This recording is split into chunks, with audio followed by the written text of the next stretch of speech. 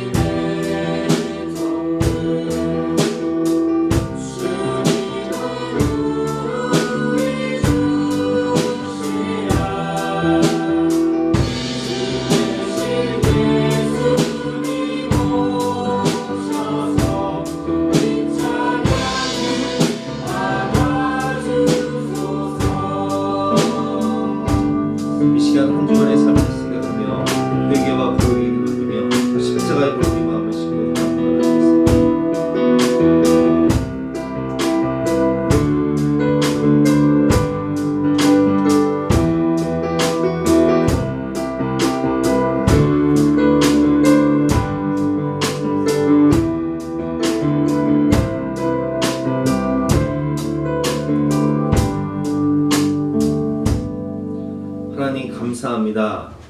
죄와 사망 권세에 매여 마귀의 종로로 타던 우리들을 불쌍히 여기사 독생자 예수 그리스도를 이 땅 가운데 보내심으로 예수님께서 하늘 보좌를 버리시고 우리를 위해 이 땅에 낮고 천한 말구에 나심으로 또한 십자가에서 죽으심으로 우리에게 생명과 자유를 허락하여 주시니 진심으로 감사드립니다. 하나님 주신 은혜에 감사하며 오늘도 신령과 진정으로 예배드릴 때 하늘 문을 여시고 임재하셔서 우리 마음 기쁜 것을 어루만져 주시고 위로부터 내려오는 은혜와 사랑을 넘치도록 부어 주시옵소서. 감사드리며 예수 그리스도 이름으로 기도드렸사옵나이다. 아멘. 만일 우리가 죄가 없다고 말하면 스스로 속이고 또 진리가 우리 속에 있지 아니할 것이요 만일 우리가 우리 죄를 자백하면 그는 믿으시고 의로우사 우리 죄를 사하시며 우리를 모든 불의에서 깨끗하게 하실 것이라. 그러므로 주 예수 그리스도 안에 있는 자에게는 결코 정죄함이 없느니라. 아멘. 사죄를 확신하며 다같이 사도신경으로 우리 신앙을 고백하시겠습니다. 나는 전능하신 아버지 하나님 천지의 창조주를 믿습니다. 나는 그의 유일하신 아들 우리 주 예수 그리스도를 믿습니다. 그는 성령으로 잉태되어 동정녀 마리아에게서 나시고 본디오 빌라도에게 고난을 받아 십자가에 못 박혀 죽으시고 장사된 지 3일 만에 죽은 자 가운데서 다시 살아나셨으며 하늘에 오르시어 전능하신 아버지 하나님 우편에 앉아 계시다가 거기로부터 살아있는 자와 죽은 자를 심판하러 옵니다. 나는 성령을 믿으며 거룩한 공교회와 성도의 교제와 죄를 용서받는 것과 몸의 부활과 영생을 믿습니다. 아멘. 다 같이 앉아서 함께 찬송하시겠습니다.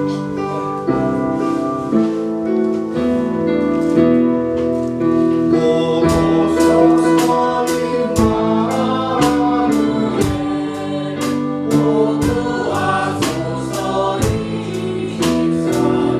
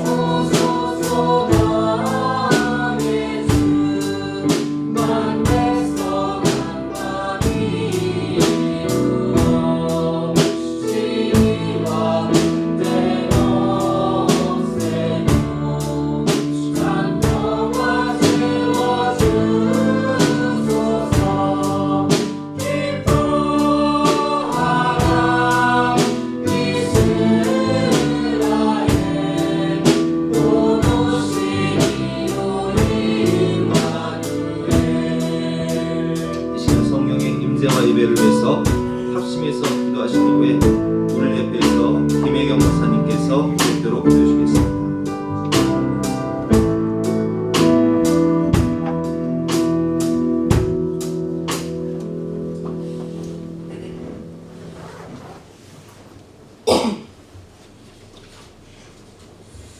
아버지, 오늘도 하나님의 계획하심으로 영원한 죽음에서 생명으로 우리를 옮겨주신 구원의 은혜에 감사를 드립니다.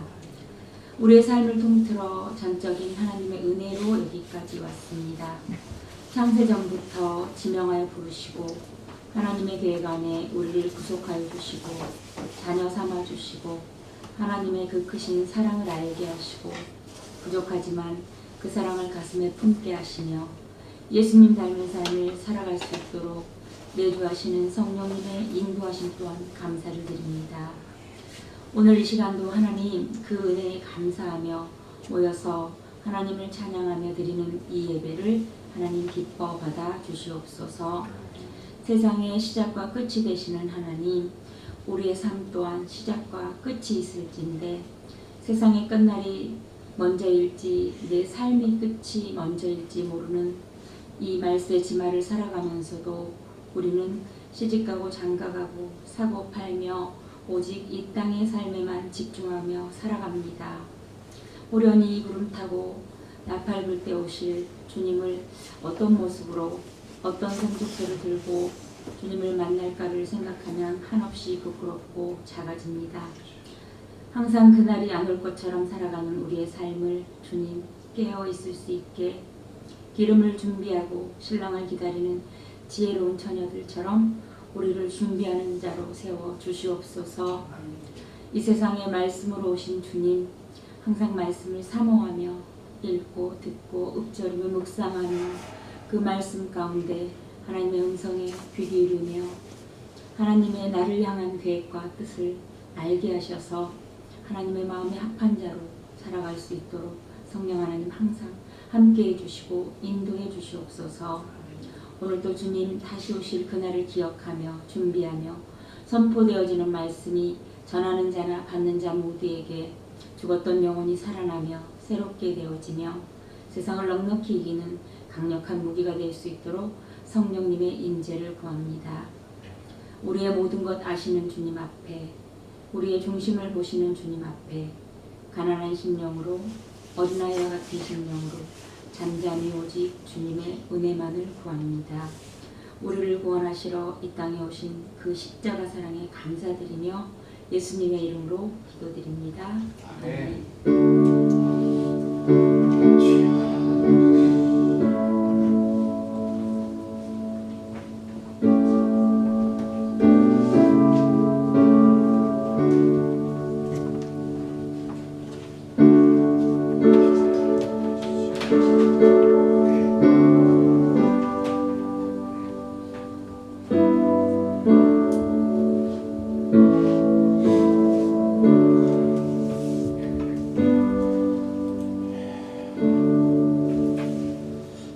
반갑습니다. 오늘도 이렇게 주님을 사랑하는 마음으로 주님 전에 오신 여러분들을 주님의 이름으로 환영하고 축복합니다.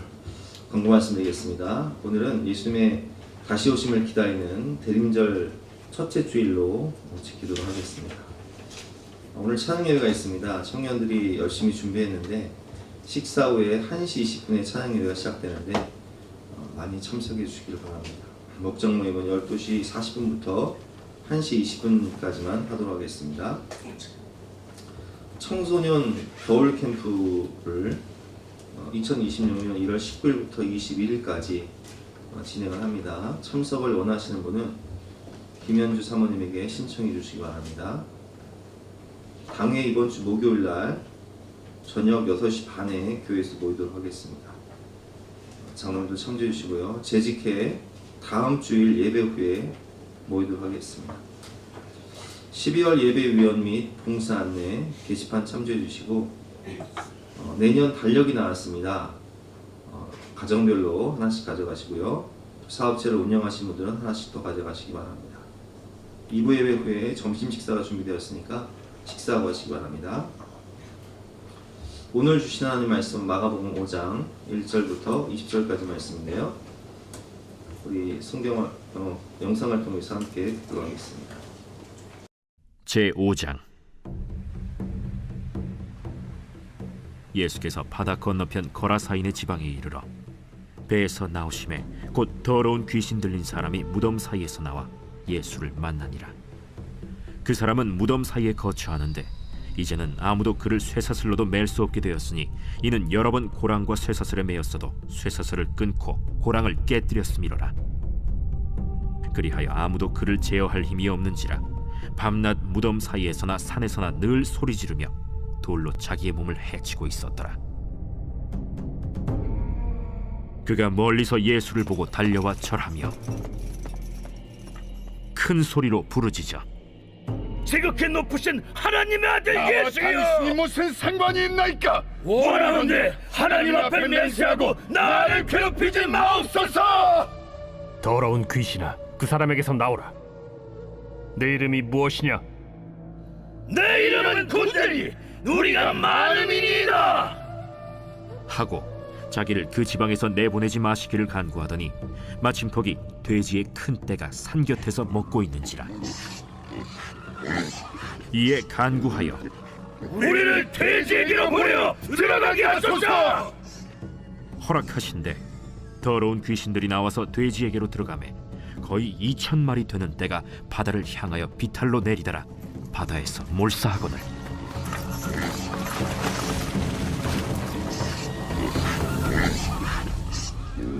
치던 자들이 도망하여 읍내와 여러 마을에 말하니 사람들이 어떻게 되었는지를 보러 와서 예수께 이르러 그 귀신 들렸던 자 곧 군대 귀신 집혔던 자가 옷을 입고 정신이 온전하여 앉은 것을 보고 두려워하더라.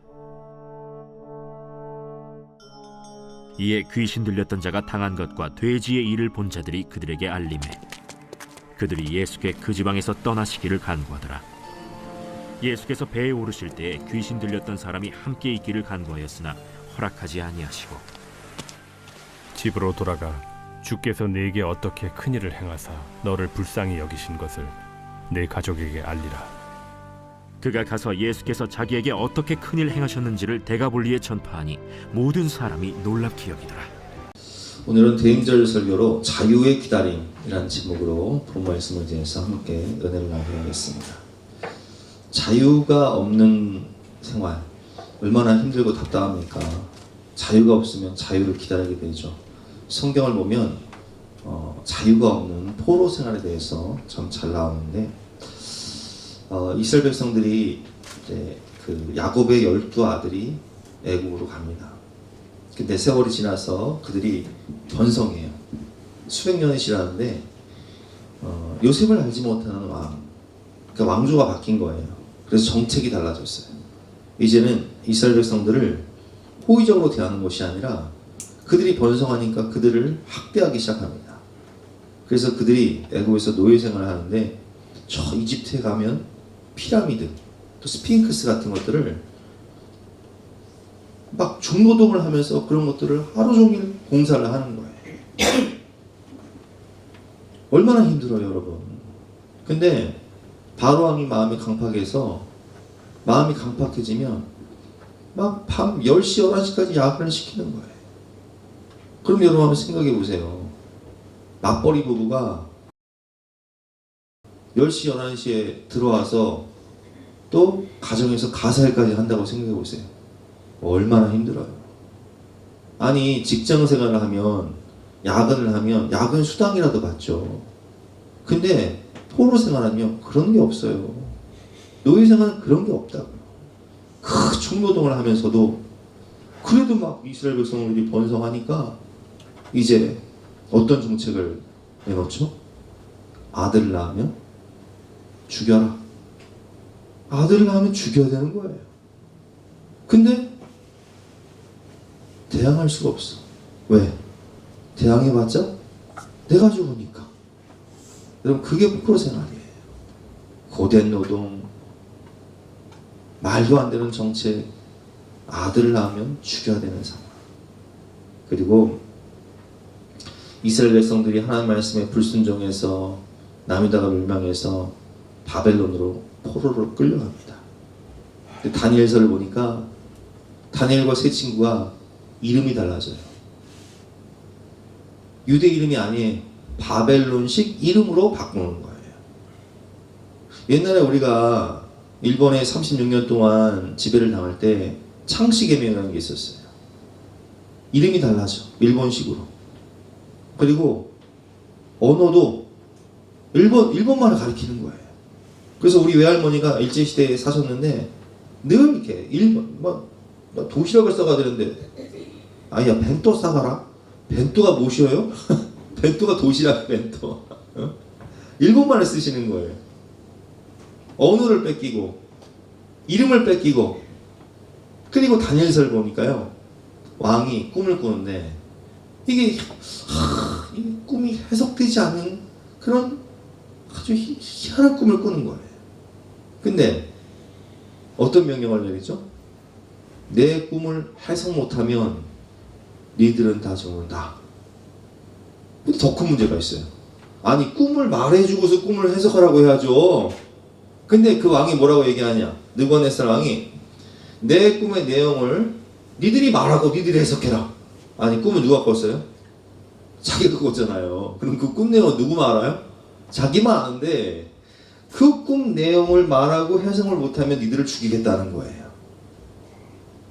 물론 하나님께서 다니엘에게 지혜와 계시의 영을 주셔서 그 꿈을 말하고 해석하게 하시지만 여러분 이런 말도 안 되는 생태가 어디 있습니까? 근데 여러분 그게 포로 생활이에요. 자유가 없어요. 이름도 뺏기고 언어도 뺏기고 인권도 뺏기고. 그리고 에스더를 보면요, 에스더서에 보면 페르시아 시대에는 또 어떤 일이 벌어집니까? 아각 사람, 아말렉 사람 하만이 계략을 꾸며요.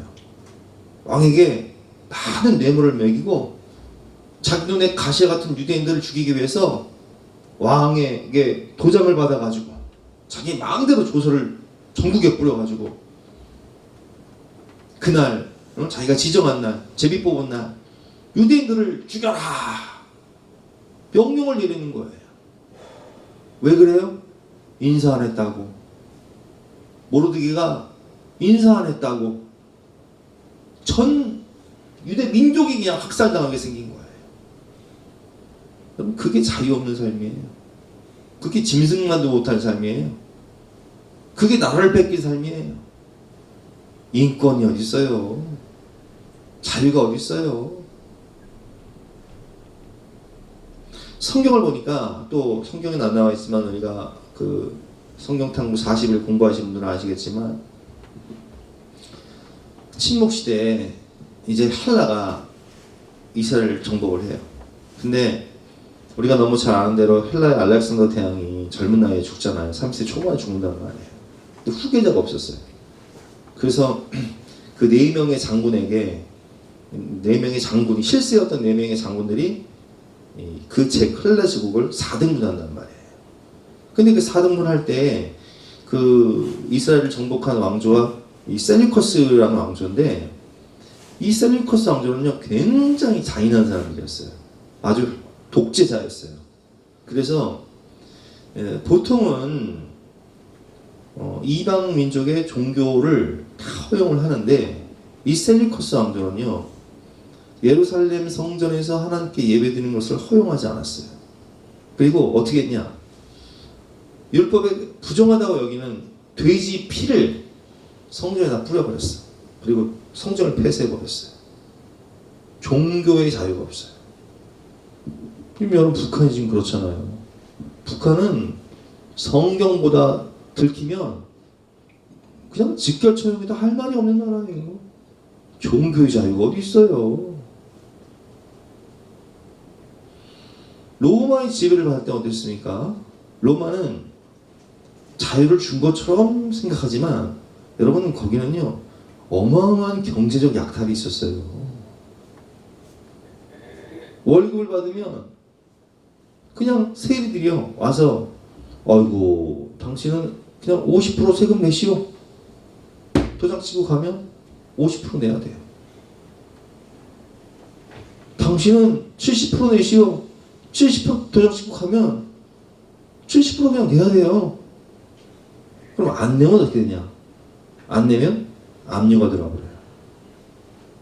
그러니까 과도한 세금 때문에 사람들이 살 수가 없는 거예요. 처음에 땅을 뺏겨요. 압류가 들어와서 땅을 뺏겨요. 그 다음에 뭘 뺏겨요? 집을 뺏겨요. 그 다음에 또 압류가 들어와요. 그럼 어떻게 되는 줄 아세요? 갚을 길이 없으니까 자녀들이 다른 집 노예로 팔려가는 거예요. 마지막엔 어떻게 돼요? 내가 남의 집 노예로 팔려가는 거예요. 이게 경제적 수탈이에요. 경제적 수탈. 경제적 자유가 없는 거. 그러면 예수님께서 오셨을 때 사람들이 왜 이렇게 예수님을 막 메시아 호산나를 외치면서 갈망했는 줄 아세요? 이런 정치적인 자유, 이런 경제적인 자유, 이런 종교적인 자유를 갈망했기 때문에 예수님이 다윗과 같은 왕으로 오시면 우리에게 자유와 해방을 주리라 생각하고 예수님을 메시아를 기다렸던 거예요. 근데 여러분 예수님은 우리를 죄와 사망에서 구원하시기 위해서 우리 영혼을 전 인류를 다 구원하시기 위해서 오신 인류의 왕이지 이스라엘을 정치적으로 경제적으로 구원하기 위해서 오신 그런 왕이 아니잖아요. 그러니까 막 그들이 화가 나니까 막 예수님 십자가에 못 박으라고 막 배신감 때문에 치르더라고요. 예수님을 십자가에 못 박아라. 바라바를 놓아주고 예수를 십자가에 못 박아라. 막 이렇게 외친 거예요. 여러분 제가 이런 말씀을 왜 드리냐. 이 대림절이라는 것은 주님의 오심을 간절히 기다리는 시간이에요. 우리 4주 동안 주님이 내 마음에 우리 가정에 왕으로 오시옵소서. 간절히 기다리는 시간인데 그럼 왜 주님을 기다려야 되냐. 왜 기다림의 시간이기 때문에 제가 오늘 자유의 기다림이라는 주제를 가지고 설교를 하는데 우리가 예수님을 간절히 기다려야 되는 이유는 뭐냐면 우리가 주님이 없이는요 진정한 자유를 누리지 못하기 때문에 그런 거예요. 우리가 아까 찬양했지만 고도소서 임마누엘 이 포로 생활 고달파 메시아 기다립니다. 그럼 우리가 어떤 포로 생활을 하고 있냐? 잘 한번 생각해 보세요. 우리는요 예수님을 만나지 못한 인생은요 예수님이 왕으로 오지 않은 인생은 누가 왕이냐? 내가 왕이에요. 근데 나는 곧 죄예요. 죄는 곧 나예요. 그러니까 우리 누구의 지배를 받아요? 오늘 본문에 나오는 것처럼 사단 마귀의 지배를 받는 거예요. 그 마귀의 종 노릇하며 마귀의 종, 죄의 종으로 사는 거예요. 그러니까 마귀의 종, 죄의 종이니까 자유가 있어요, 없어요? 없어요. 그냥 마귀가 꼼짝없이 죄를 지라고 하면, 아니 정확히 말하면 우린 죄인으로 태어났기 때문에 내가 죄를 짓고 싶지 않아도 죄를 질 수밖에 없는 인간의 전적 타락. 머리부터 발끝까지 생각하는 것, 마음, 행동하는 것, 말하는 것, 인간의 전적 타락. 죄의 장아찌, 죄의 노예가 되어버렸다. 오늘 본문에 귀신 들린 사람이 나와요. 이 사람의 삶이 어떻습니까? 이 사람이 어디에 살아요? 무덤 사이에 살아요. 무덤 사이에. 그럼 왜 그렇게 살아요? 마귀가 조종하는 거예요. 귀신. 여러분 신내림 받은 무당들이 왜 밤만 되면 그 영험한 계곡 가가지고 촛불 켜고 빌면서 귀신하고 접신하는 줄 아세요? 그게 마귀의 지배를 받는 거예요. 근데 여러분 우리는 무당은 아니지만 태어날 때부터 죄성을 가지고 태어나요. 죄가 너를 원하나 너는 죄를 다스릴지니라 하나님 말씀하셔도 죄를 다스릴 수 있는 능력이 우리에게 있습니까? 없습니까? 없어요. 그래서 본질상 진노의 자녀가 되어서 그냥 죄의 땅을 치러 사는 거예요. 근데 이렇게 사단마귀의 종으로 사는 게 얼마나 괴롭겠어요. 무덤 사이에 거하면서 벗은 몸으로 짐승처럼 살아가는데 자기가 자기 몸을 향하는 거예요. 5절 말씀 한번 같이 읽어보겠습니다. 시작. 밤낮 무덤 사이에서나 산에서나 늘 소리를 지르며 돌로 자기 몸을 해치고 있었더라. 죄로 자기 몸을 해치고 있는 거예요. 근데 나만 죽는 게 아니야. 가족도 죽이고 남도 죽여. 이 죄는. 어제 그 평내호평에서 교통사고가 있었어요. 술을 먹고 운전을 하다가 오토바이를 타고, 그러니까 40대 가장이 아들이 학원 끝나가지고 집에 데리고 오려고 오토바이를 타고 아들을 데리고 가는데 이 음주운전한 사람이요, 그 오토바이를 그냥 정면으로 받아버렸어요. 어제 일이 어제. 그 자리에서 가장이 죽었어요. 여러분 이 사람 왜 음주운전을 했을까요? 이렇게? 응? 아니 술을 먹었으면 운전을 하지 말아야죠. 자기만 죽은 게 아니야. 왜 멀쩡한 남의 가장을 그냥 죽여버렸어요. 그 아들도 지금 중태에 빠지고. 지난주에 제가 우연히 결혼지옥이라는 프로그램을 봤는데 그 어떤 77세 된 할아버지 할머니 부부가 나왔는데 이 할아버지는요 대기업 부장까지 지내면서 아주 성실하게 살던 분이에요. 그래서 아들 셋을요 잘 키웠어. 한 명은 경찰, 한 명은 의사, 한 명은 사업가. 근데 이분이요 정년퇴직한 다음에 55세 정년퇴직한 다음에 퇴직금을 1억 5천을 받았는데 이 1억 5천 가지고 어떻게 노후를 잘 살 수 있을까 생각하다가 주변의 지인이 이렇게 얘기하는 거예요. 이 사람아, 그 선물 옵션 투자하면 주식은 낮에만 할 수 있고 그리고 올라야 돈 벌지만 이 선물 옵션이란 무슨 말이지? 올라도 돈을 벌고 내려도 돈을 벌 수 있어. 내가 전문가니까 나한테 돈을 맡기면 내가 돈 벌어줄게. 그래서 이 사람한테 7천만 원을 덜컥 맡긴 거예요. 어떻게 됐을까요? 며칠 만에 사라져버렸어. 이 사람이요 퇴직금 7천만 원을 졸지에 며칠만 잃어버리고 멘붕에 빠져버렸어. 그 오기가 있어. 이 사람이 워낙 성실한 사람이에요. 아주 끈기가 있는 사람이야. 이 뭐야 이거? 이 뭔데? 야 이거 내가 이렇게 질 수 없지. 남자는 또 승부욕이 있잖아. 우리들은 또 게임을 해도 이겨야 되잖아 우리는. 그래서 이 사람이요 연구를 하기 시작한 거예요. 뭐를? 선물 옵션. 그래서 연구를 해가지고 내가 어떻게든 내가 본전을 찾으리라 해가지고 1억 5천 중에 얼마 남았어요 이제? 8천만 원 남았잖아요. 그걸 가지고 또 선물 옵션을 연구하면서 열심히 한 거예요. 어떻게 됐을까요? 뭐 어떻게 돼? 똑 털어먹었지. 그래서 퇴직금 1억 5천 어떻게 했어요? 다 날라가 버렸어요. 그럼 거기서 끝을 내야 되는데 아직 나에게는 뭐가 있어요? 집이 있어. 그 이제 집담보로 대출을 받아. 집담보로 대출을 받아서 선물 옵션을 해. 어떻게 됐을까요? 톡 털어먹어 버렸어요. 그래서 그야말로 길바닥에 나앉게 된 거예요. 근데 아들들이 다 잘 됐잖아요. 한 명은 경찰, 한 명은 의사, 또 한 명은 사업가. 부모님이 나앉게 생겼으니까 어떻게 해요? 그래서 아들들이 돈을 모아서 그래도 부모님이 살 수 있는 조그만 집이라도 한 칸 해드리자. 그래서 집을 한 칸 해드렸어. 근데 어머니가요 손주 보러 손주 낳았다는 소식 듣고 애기들 손주 어릴 때 힘들잖아요. 손주 보러 간 사이에 그 집을 어머니 명의로 사드렸는데 그 집 문서 가지고 쪼르르 은행으로 달려가서 또 담보를 잡아서 선물 옵션에서 털어먹어버렸어. 야, 이 아내가요 너무 착하고 순한 분인데 우울증에 걸리고 막 살기가 싫어져. 막 속에서 화병이 나는 거야, 화병이. 아니, 그럼 그 정도가 되면 이거 끊어야 돼요, 말아야 돼요? 끊어야 되는데 끊을 수 있을까요, 없을까요? 못 끊어. 그래서 그 짓을 몇 년 동안 하고 있냐? 22년 동안 하고 있어요, 지금.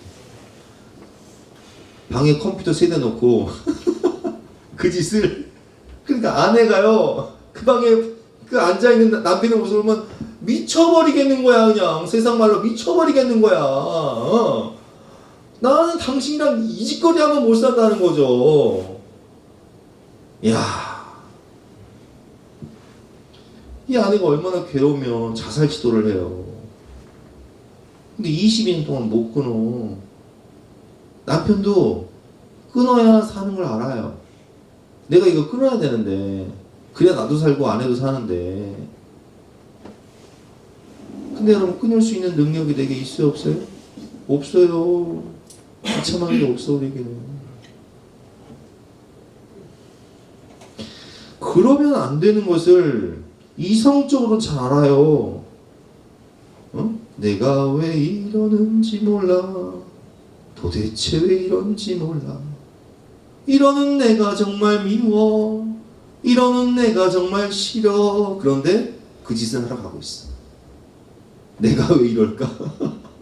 하면서 그 짓을 하러 가고 있어요. 여러분, 우리는 우리 약점이 무엇인지, 내가 무엇 때문에 늘 실패하고 넘어지는지, 마귀가 나의 어떤 부분을 공격하고 있는지 너무 잘 알아요. 그런데 우리는 자신의 이 숨겨진 습관적인 죄를 알지만 이기지 못해요. 마귀는요, 우리한테 이렇게 얘기해요. 그래서 넌 내 종이야. 내가 부르면 와야 돼. 그게 종이에요, 종. 하라면 하고, 가라면 가고, 오라면 오고. 죄의 종으로 사는 거예요, 우리가. 안 보이는 사슬이 있는 거예요. 죄의 사슬. 결박에 매어 사는 거예요. 삼손은 나실인이었잖아요. 하나님께 바쳐진 나실인은 해서는 안 될 짓이 있어요. 포도주와 독주를 멀리해야 되고, 여자를 가까이 하면 안 되고, 특별히 이방 여자들을 가까이 하면 안 되고, 부정한 시체를 만지면 안 돼요. 근데 삼손은 혈기가 왕성했어요. 힘도 세고 막 혈기가 왕성했어. 세 가지 하지 말할 것. 포도주와 독주를 멀리하고, 여자를 가까이 하지 말아야 되고, 부정한 것을 만지면 안 되는데 절제가 안 돼. 그래서 삼손 어딨냐? 기생집 갔어. 이 집 갔다 이 여자 만나고, 저 집 갔다 저 여자 만나고. 근데 삼손은요, 나중에 보면 들릴라를 만나잖아요. 소래골짜기에 들릴라를 만나는데, 들릴라에게 자기의 약점을 말하면 자기가 어떻게 될 것을 자기가 알아요, 몰라요? 알아요. 들릴라 쭉 달려가서 블레셋 사람들에게 다 알려주거든요. 자기 약점을 너무 잘 아는데, 아이고, 죄를 못 이겨. 죄를 못 이겨요. 비참하게 두 눈 뽑히고, 머리 잘리고, 맷돌 돌리고. 내가 이 죄 때문에 나갈 것을 알고, 내가 이 죄 때문에 주변 사람들이 더 큰 고통을 당하고, 가족들이 막 마음이 찢어지는 고통을 당할 것을 알면서도 죄를 못 끊어요. 이거 왜 이런 거예요, 이거? 인간은 죄덩어리라 그런 거예요. 그냥 우리 태생이 다윗이 그런다는데, 모태 중에서 그냥 모태 있을 때부터 나는 죄의 장아찌였다고.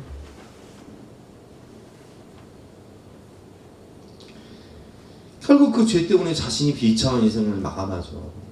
다윗은 어때요? 다윗은요, 부인도 많았고요, 첩도 많았어. 아니, 부인도 많았고 첩도 많았고, 자기가 마음만 먹으면요 너무 원하는 대로 또 첩을 얻을 수 있어. 근데 왜 우리아의 아내를 건드려요. 이거 왜 그런 거예요, 이거? 다윗이 율법을 모릅니까? 무엇이 옳고 그른지를 모르는 사람이에요? 여러분, 성경에 다윗처럼 성령 충만한 사람이 어디 있어요? 왜 이런 거예요, 이거?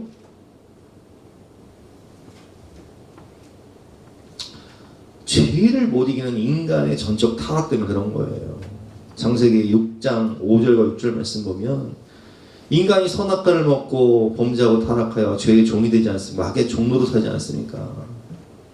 여호와께서 사람의 죄악이 세상에 가득함과 그의 마음으로 생각하는 모든 계획이 항상 악할 뿐임을 보시고, 그래서 우리는 막 꿈속에서도 죄를 저질러. 임사님 꿈속에 죄 저지르잖아, 그지? 나도 저질러, 나도. 임목사는 다르냐? 임집사만 그러냐? 임목사는 다르냐? 똑같아, 우리는. 꿈속에서도 죄를 저지른 다음에 아침에 깨가지고 내가 왜 이러는지 몰라. 도대체 왜 이런지 몰라. 내가 목사인데, 내가 장로인데, 내 집사인데, 권사인데, 내가 왜 이런 꿈을 꾸지? 의식과 무의식과 잠재의식에서 우리는 그렇게 죄를 짓고 사는 거예요. 땅 위에 사람 지으셨음을 한탄하사. 눈만 뜨면 그냥 악한 계획을 꾸미고 나쁜 짓거리만 하니까 근심하시고 세상을 심판하시기로 결정하신단 말이에요. 탈자의 유명한 장면이 나오잖아요. 주인공 고니가 도박에 빠져요. 누나가 이혼하고 위자료를 가지고 왔는데 그 위자료를 맡기고 가족들이 나갔어요. 장롱 안에 있으니까 잘 지키고 있어라. 집 나가지 말고. 고니가 갈등하는 거예요. 이 돈을 같이 가. 이거 우리 누나 위자료인데 이거 없으면 우리 누나 어떻게 살아? 아는데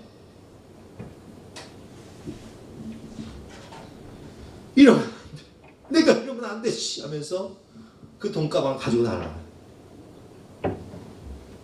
그게 인간이에요. 왜 주인공 고니가 타짜가 됩니다.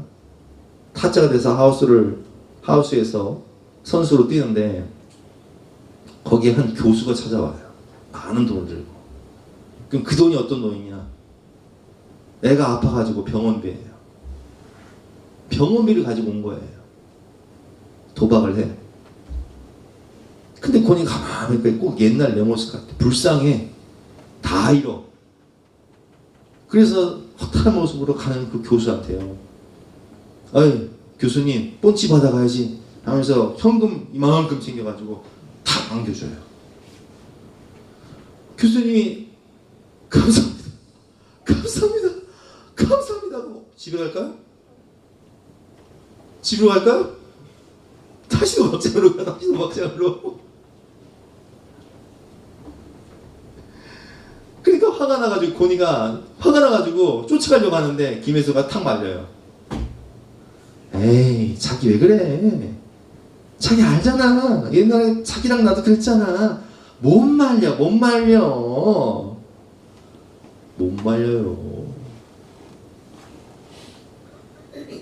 이게 병원비인데 내가 미친 거 아니요? 내가 아는데, 내가 미친놈인 거 아는데 못 말려요, 이게.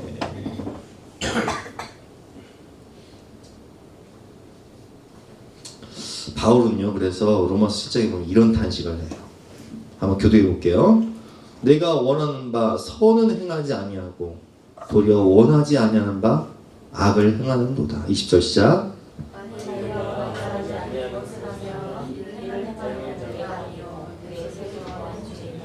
이렇게 죄를 짓는 이 욕망, 꿈틀거리는 죄성, 이건 내 안에 나는 것 누구다? 나는 것 죄다. 마귀의 종로로 사면 사는 거예요, 그냥. 21절 말씀 시작. 그러므로 내가 한 법을 깨달았노니 곧 선을 행하기 원한 나에게 악이 함께 있는 것이로다. 내가 마음으로도 하나님의 법을 즐거워하는데 내 지체 속에 있는 다른 한 법이 나를 죄와 사악의 법으로 끌어내리는 거예요. 내 속사람으로 하나님의 법을 즐거워하되 내 지체 속에서 한 다른 법이 내 마음의 법과 싸워 내 지체 속에 있는 죄의 법으로 나를 사로잡는 것을 보는도다. 우리 24절 시작. 오라 나는 곤고한 사람이로다. 이 사망의 몸에서 누가 나를 건져내랴. 여러분 이게요, 태평양 한가운데 빠진 물에 빠진 이 사람은요, 누가 건져주지 않으면요 아무리 수영을 잘해도 조련이 일본까지 수영해서 가잖아요. 근데 아무리 수영을 잘해도요 태평양 한가운데 빠지면 못 살아요. 한국에서 일본 가는 거리가 아니거든요. 저체온증으로 죽어요. 아무리 수영 잘해도. 누가 나를 이 사망의 몸으로 건져낼 수 있을까요? 그분이 누구세요? 예수님 뿐이에요. 우리에게 참된 이 죄와 사망 권세에 매여있는 우리를 참된 자유와 해방을 주시는 분은 오직 주님 뿐이에요. 그래서 이 자유를 주시기 위해서 주님 오신 거예요. 우리 그걸 알아야 돼요. 오늘 본문에 보면 이 죄에 매여서 사단마귀의 종으로 삼면서 자기가 자기의 돌로 자기의 몸을 해하며 짐승처럼 살아가고 있는 이 사람을 구하러 누가 오십니까? 예수님 오세요. 갈릴리 바다 건너 오세요. 하늘 보좌를 버리고 우리에게 오신 것처럼 갈릴리 바다를 건너서 그 영혼 구원하러 가신다고요. 그리고 그 군대 귀신 집힌 자를 구원하기 위해서 돼지떼에게 보내버린단 말이에요. 더러운 귀신아, 그 사람에서 나오라. 예수님 명령하시면요, 예수님 말씀에 하늘과 땅에 모든 권세가 있기 때문에 마귀는 꼼짝없이 나갈 수밖에 없는 거예요.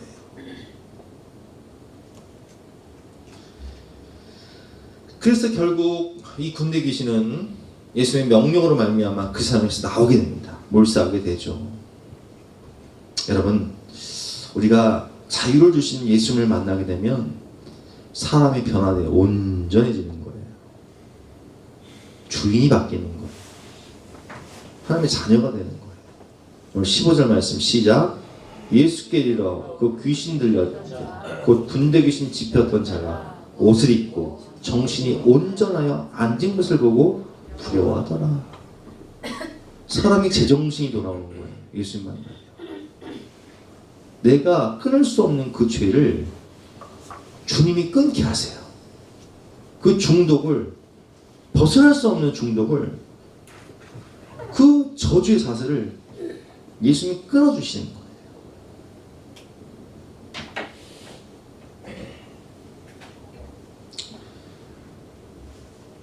문성주 집사님 분이라는 게 있어요. 문성주 집사님이 계신데 이분은 어렸을 때부터 운동을 하던 분이었어요.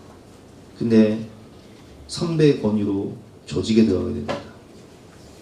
조직에 들어가서 거기서 도박장을 운영하게 되는데, 조직을 운영하다 보니까 맨날 싸움박질하고 술 먹고 깡패니까 그러고 사는 거예요. 술집에서 만난 아내를 만나서 결혼을 해서 딸을 낳는데도 계속 술, 싸움, 경마, 도박. 이 아내가 살 수가 없어. 나중에 마약에까지 손을 내요. 제정신이 아니야 사람.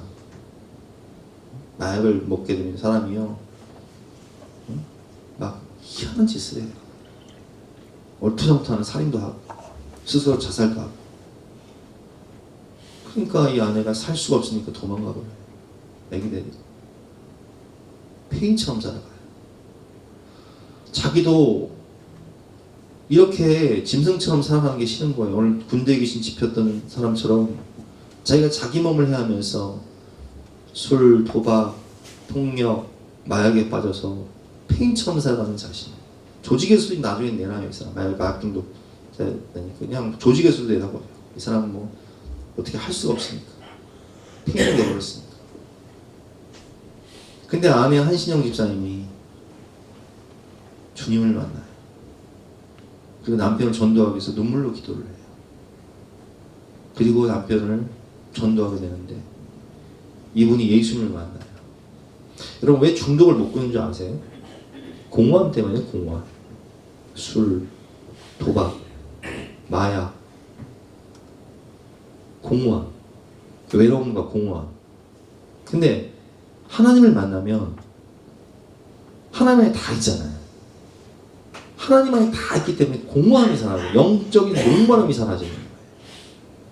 하나님을 만나면 참된 기쁨이 있고 참된 만족이 있고 행복이 있으니까 이 공허함이 사라지는 거예요. 그러니까 세상 것으로 채울 수 없는 공허함을 하나님으로 채우니까 그 모든 술, 도박장까지 운영하는 사람이 도박장까지 처분하고 넘겨줘 버리고, 친구한테 그냥 아무런 값 없이 넘겨줘 버리고, 마약 다 끊어버려요. 성실하게 살아가. 예수 신앙생활하면서. 이게 어떻게 가능해요? 주님 만나면 가능한 거예요. 주님 만나면. 여러분 우리 한 목사님 오셔서 간증하실 때 다 아실 거예요. 할아버지가 유명한 평양의 술 주정뱅이였어. 얼마나 답이 없냐. 딸이 아파서 죽어가는데 약값 가지고 가서 뭐 하셨어요? 술 자신 분이에요. 그분이. 뭔 돈을? 딸의 약값을. 어린 딸이 죽었어요. 그래서 그 약값 가지고 날라가죠. 근데 장례식을 치를 때까지 어디 가셨어? 술 자시느라고 안 들어오셨어. 집에. 세상에 이런 답이 없는 분이 참, 그 동네 사람들이 볼 때 그럴 거예요. 저게 사람이냐고. 근데 자기가 생각해도 제가 사람이 아니요. 근데 그분이 아내 찾으러 궁에 갔다가 누구를 만나요? 예수님 만나요. 철저히 회개해요. 아, 내가 이런 짐승보다 못한 인간이었구나. 철저히 회개하고, 그리고 변화되어 서원하고 목회자가 돼요. 4대째 목회자지만. 이게 어떻게 가능한 거예요? 주님이 역사하시면 가능한 거예요. 여러분 우리가 이 죄의 노예, 답이 없던 죄인의 우리는요, 주님을 만나야 진정한 자유를 얻게 되는 거예요. 그래서 바울은 로마서 7장 다음에 8장에서 이렇게 고백하고 있습니다. 한번 교도해 보겠습니다. 그러므로 이제 그리스도 예수 안에 있는 자에게는 결코 정죄함이 없나니. 2절 시작. 이는 그리스도 예수 안에 있는 생명의 성령의 법이 죄와 사망의 법에서 너를 해방하였습니다. 이제 우리는 신분이 바뀌어요. 왜? 죄의 종, 마귀의 종노릇한 우리가 이제는 예수님을 구주로 영접하고 성령이 오시면 누구의 지배를 받아요? 성령의 성령의 이끌림. 이전에는 마귀의 이끌림. 이제는 성령의 이끌림. 율법이 육신으로 말미암아 연약하여 할 수 없는 그것을, 육신이 연약하여 끊을 수 없었던 그 중독들을 하나님은 하시나니 하나님은 끊게 해주시는 거예요. 하나님을 만나니까 참 기쁨과 만족이 있거든요. 세상 것으로 목말라하던 내 인생이, 영혼이 하나님을 만나니까 거기에 참된 만족과 내가 있으니까 그 모든 것을 배설물로 여기는 거예요. 끊게 되는 거예요. 끊어지는 거예요. 저절로.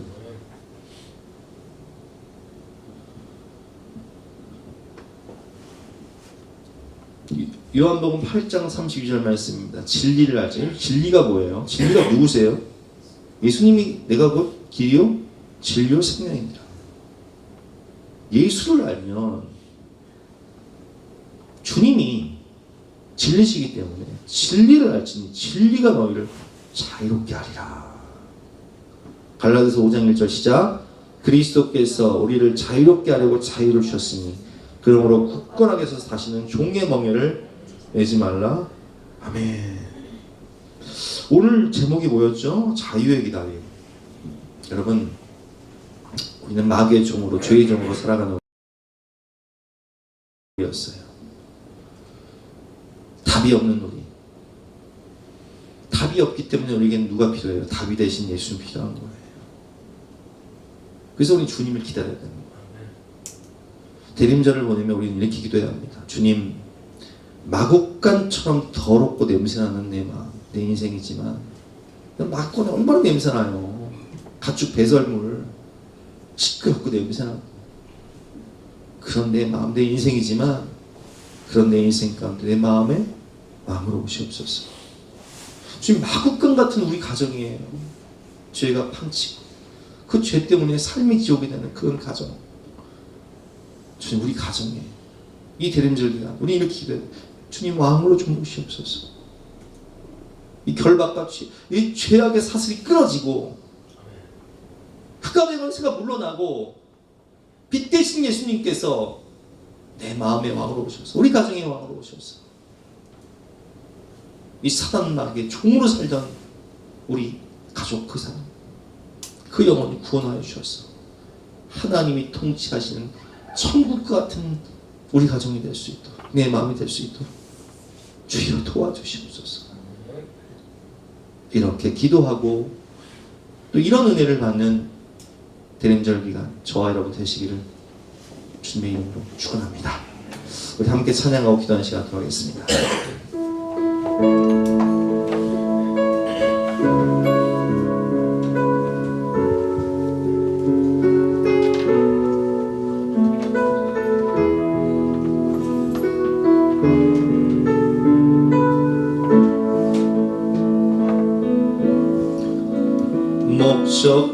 목적도 없이 나는 방황했네. 소망도 없이 살았네. 그때에 못 잡은 난 그 손길 나에게 새 생명 주셨네. 아멘. 험한 십자가의 능력 있네. 거기서 나의 삶이 변했네. 찬양하리 주 이름 영원히. 주의 십자가 능력 있네. 아멘. 나는 믿네. 갈보리 언덕 십자가 나는 믿네. 그 누가 뭐라 해도 이 세상 아지나도 끝날이 와도 험한 십자가 붙들겠네. 아멘. 나는 믿네. 십자가에서 못 박힌 주 오늘도 새 삶을 주시네. 아멘. 날 새롭게 하셨네. 나는 새 피조물 십자가 잡고 살아가리. 아멘. 나는 믿네. 갈보리 언덕 십자가 나는 믿네. 그 누가 뭐라 해도 이 세상 다 지나고 끝날이 와도 험한 십자가 붙들겠네. 나는 믿네. 나는 믿네.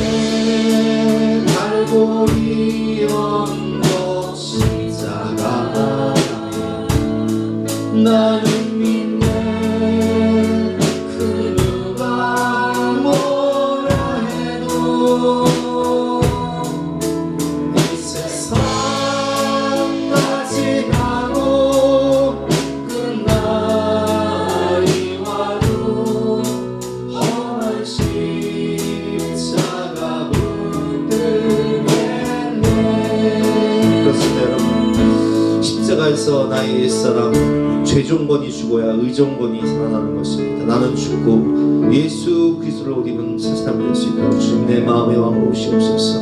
우리 가정의 왕으로 오셔서 끊지 못한 이 저주와 결박과 사슬을 예수 이름으로 끊어주셔서 참된 자유와 해방을 주시고 천국을 누리며 살아갈 수 있도록 은혜를 베풀어 주시옵소서. 우리 주여 한번 외치고 간절한 마음으로 기도하겠습니다.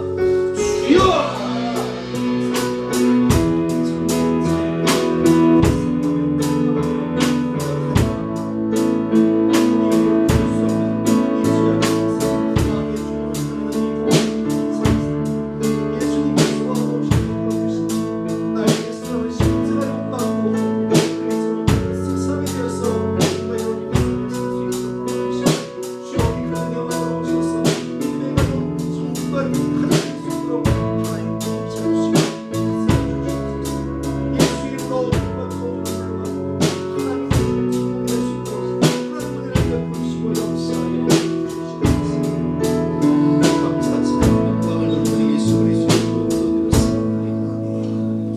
다 같이 나서 결단 찬송가 289장을 힘차게 찬송하시겠습니다.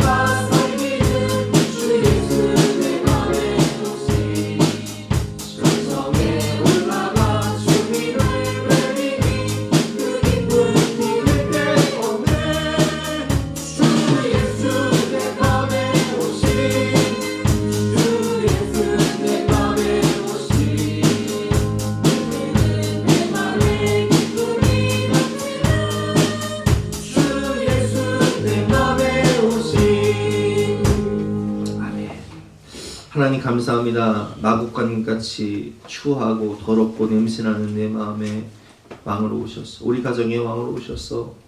우리의 힘으로 끊을 수 없는 그 죄와 사망 권세, 사단의 결박과 사슬을 예수 이름으로 끊게 하시고 이제 십자가에서 나는 죽고 예수 그리스도를 옷 입은 새 사람이 되어서 주님 안에서 참된 자유와 기쁨과 행복 가운데 천국을 누리며 살아갈 수 있는 은혜를 허락하여 주시니 진심으로 감사합니다. 하나님 모든 가정 가운데 왕으로 오셔서 하나님이 통치하고 다스리시는 천국이 될 수 있도록 하나님 역사하여 주시옵소서. 주님의 오심을 사모하며 간절한 마음으로 기도하는 모든 가정마다 하나님 왕으로 오셔서 평강의 왕으로 오셔서 평화의 왕으로 오셔서 다스려 주시고 통치하여 주시옵소서. 오늘도 간절한 마음으로 예배드리며 귀한 예물을 바치는 모든 가정마다 복의 복을 더해 주시고 영육간의 강건함을 주시고 하나님의 나라와 영광 위에 존귀 쓰임 받는 축복된 인생이 될 수 있도록 은혜를 베풀어 주시옵소서. 감사 찬양 영광을 돌리며 거룩하신 예수 그리스도 이름으로 기도드렸사옵나이다. 우리 구주 예수 그리스도의 은혜와 독생자를 주신 영원하신 하나님의 사랑과 성령 하나님의 감화감동 역사하심이 하나님께서 죽기까지 사랑하신 귀한 성도들 머리머리 위에 앞날 위에 가정 위에 지금부터 영까지 함께 하시기를 간절히 축원하옵나이다. 아멘.